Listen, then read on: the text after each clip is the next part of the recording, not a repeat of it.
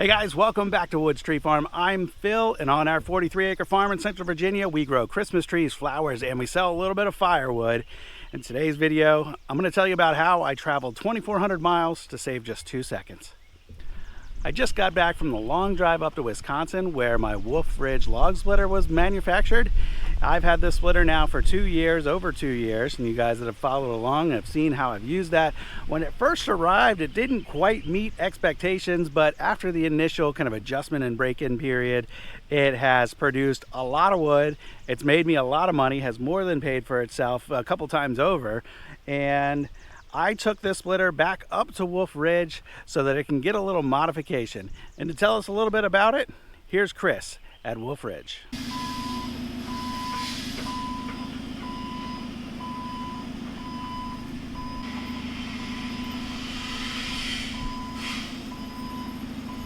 So we are in the birthplace of my splitter, and I'm here with Chris at Wolfridge. So tell the guys what we are doing with the splitter here today.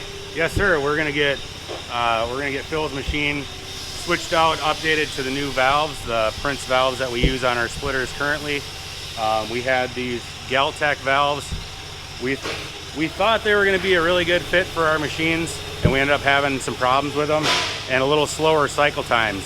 So we're going to get him updated and get the new valves on. It should save him quite a bit of cycle time and have less problems with the detents locking up and being problematic. So a lot of people have seen maybe probably the first video when this first arrived. I went and picked it up from Faith Farm and it wasn't working right, and you know, I was initially like, what the hell is going on with this thing? Right. But I really haven't had a problem since then. Like, okay. I've tinkered with it 2 or 3 times. Okay. And it's been completely trouble-free. But good. This is supposed to be, what, a 6.5 second cycle time machine? Yeah. Or it's capable of that, right? Yeah.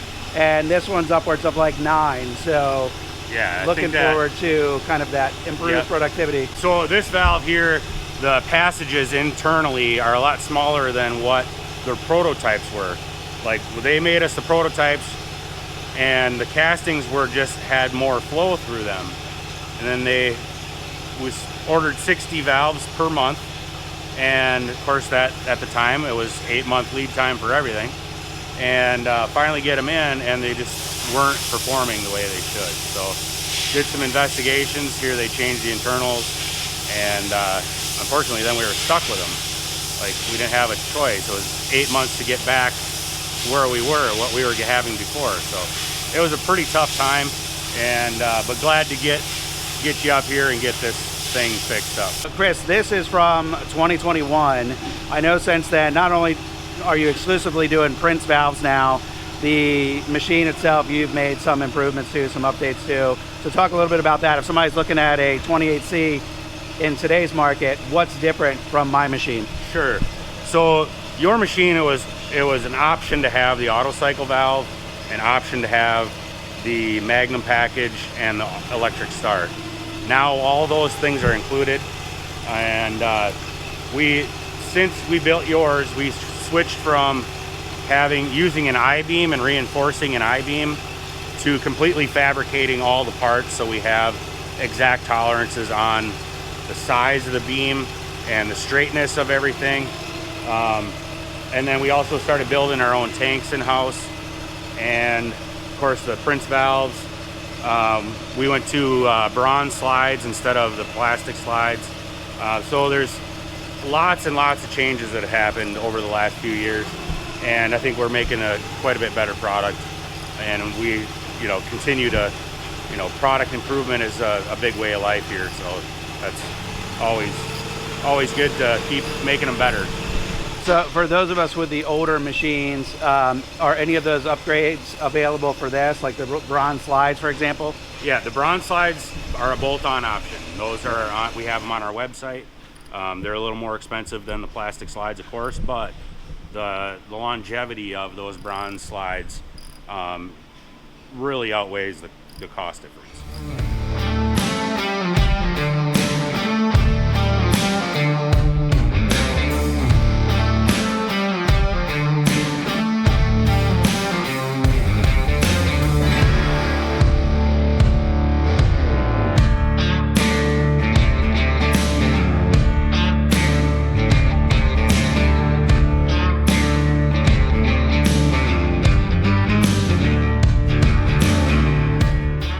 timed my trip up to Wisconsin around their Midwest Firewood Frenzy event, which they've done for a couple years now, and it's kind of an open house and demo event where many of their products, the Wolfridge products, are there on demo.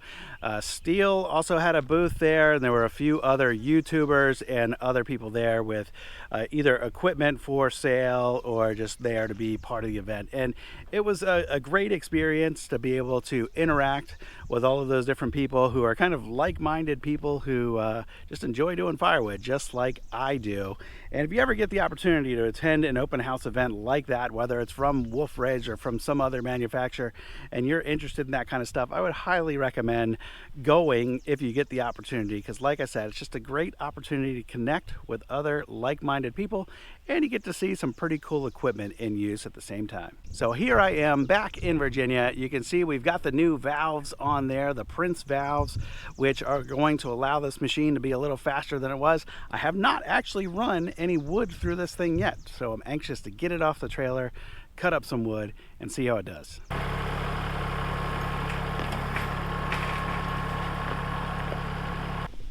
So I just got a little bit of wood bucked up and ready to go, but look at this right over here. This was delivered while I was away in Wisconsin. There are 2 dump truck loads of logs here. So most of what they cut and put in here is at least 16. Some of it ends up being about 18 feet long. And we got a good mix of sizes, some little 6 to 8 inch stuff all the way up to 14, 15 inch stuff. And most of what I get from this guy is oak. Occasionally there's a little hickory mixed in. I scanned the pile real quick. I don't really see maybe 1 stick of hickory this time. It looks like it's all oak, which is fine. I'll burn a lot of oak.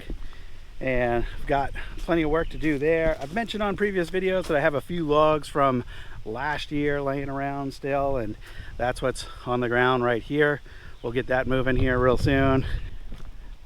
And right over here, these are the only hickory logs I've got left on that side. And over here is some cherry that I got. We got a nice breeze blowing. We're in the shade. Let's fire this thing up and see if it's any faster.